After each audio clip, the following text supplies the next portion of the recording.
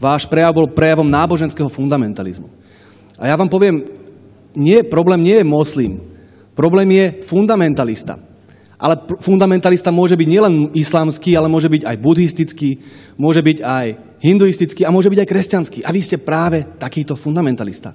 Čiže vy máte mentálne ďaleko bližšie k moslimským fundamentalistom ako mnohí ľudia, kresťania na Slovensku. To, že na Slovensku máme aj iné sviatky, ako ste spomínali vy, napríklad Slovenské národné povstanie, ktorému sa hlásime veľmi hrdo aj my, marxisti, ateisti, pretože sme porazili fašizmus. Ten fašizmus, ktorý chcete dneska vniesť a legitimizovať tým, že sa stretávate a obhajujete fašistov v slovenskom parlamente. Na týmto sa zamyslíte ako kresťan. Jedna poznámka k pánovi poslancovi Bláhovi.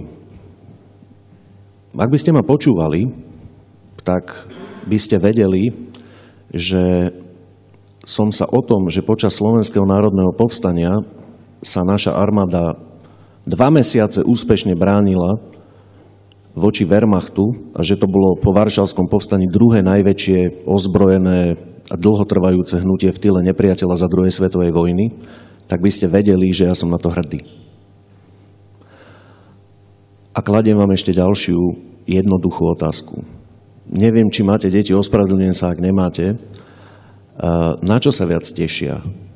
Na Vianoce alebo na výročie SMP? Ďakujem pekne.